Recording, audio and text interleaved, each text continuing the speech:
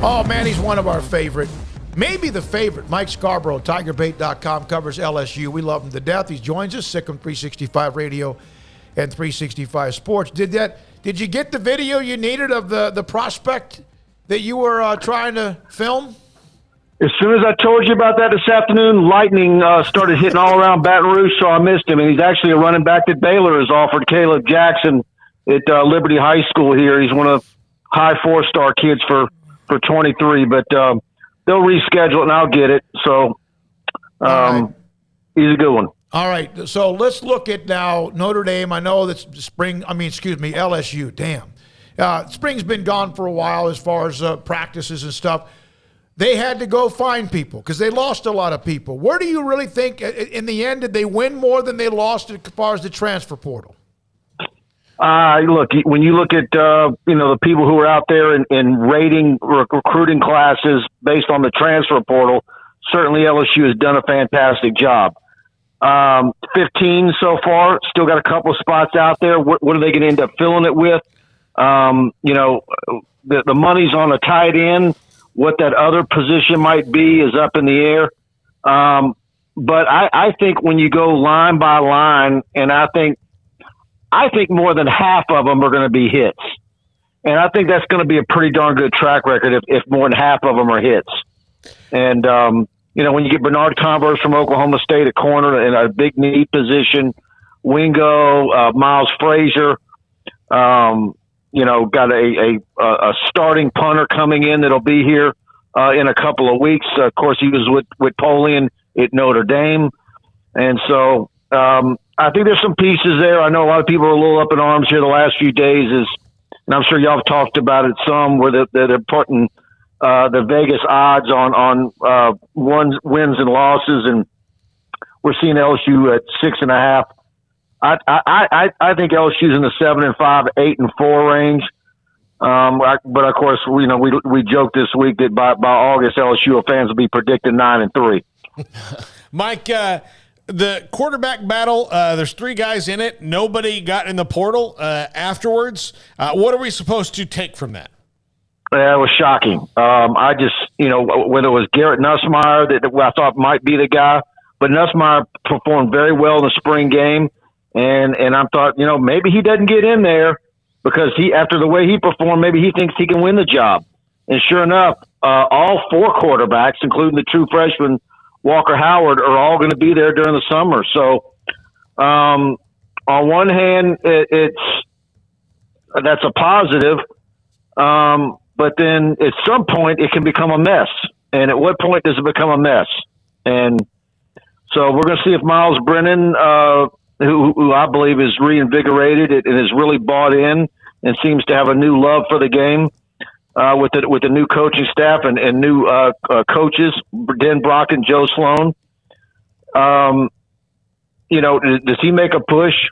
Or is it going to be Nussmeier, who's more athletic, and then you got Jaden Daniels, who comes in from Arizona State, who I think of the four quarterbacks is probably your least accurate thrower, but he might be the guy who's the most dangerous when a play breaks down. So that's, towards the end of spring, that's why a lot of us in the media were asking Kelly after, the last few media opportunities we had, is there getting to a point now because nobody's separating themselves. They like a quarterback who can move.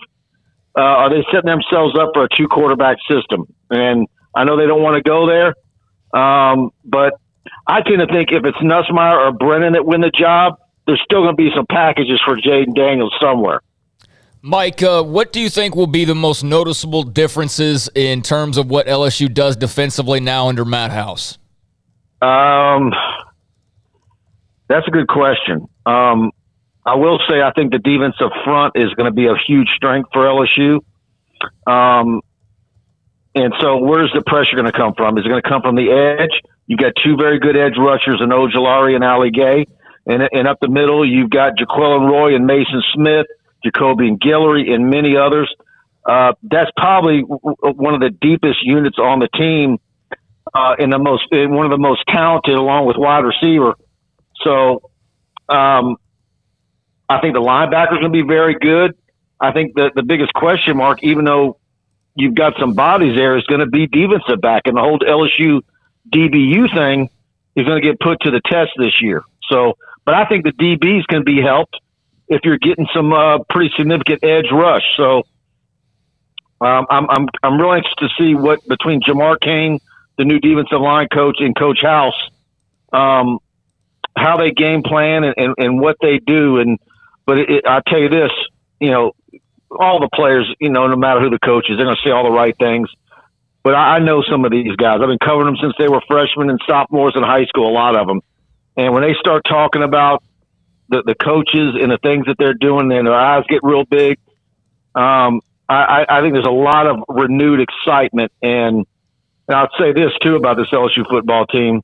Physically, what we see, the way these guys look like physically in just 3 or 4 months under a new strength and conditioning coach is unbelievable. So I think there's a lot of reason to be excited. Of course, it's an odd year, so that means LSU goes to Auburn, to Texas A&M, to Gainesville, then Tennessee rotates in.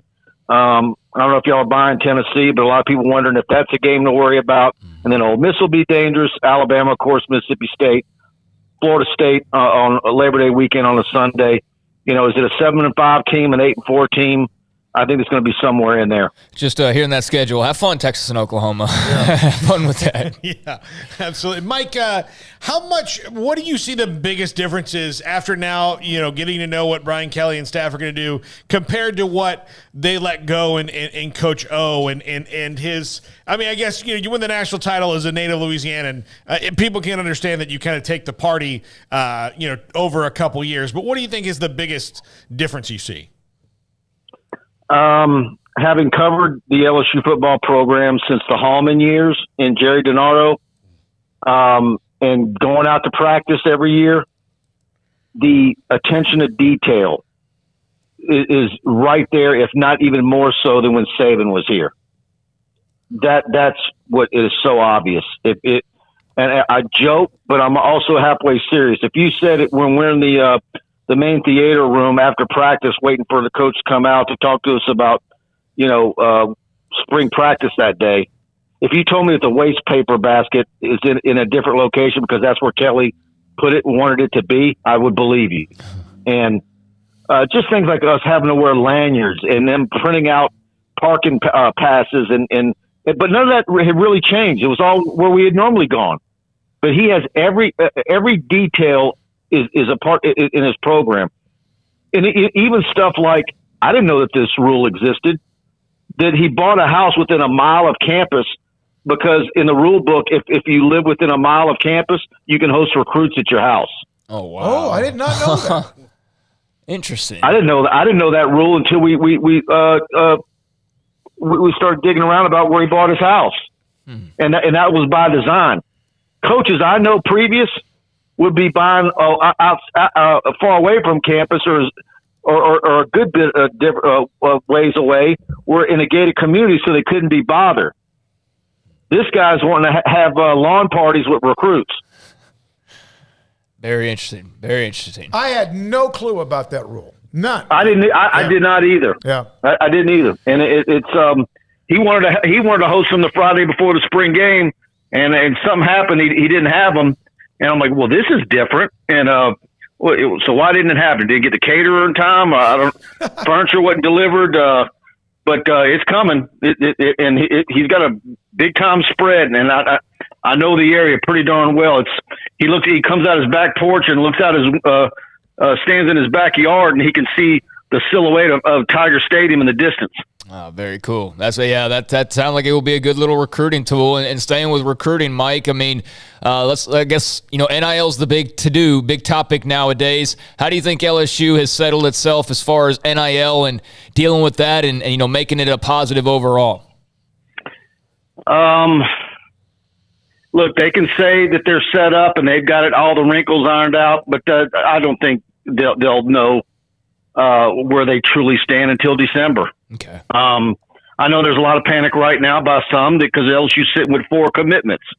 Usually, several years into a regime, you in May, LSU's probably somewhere around 9, 10, 11, and usually by August they're almost to 20.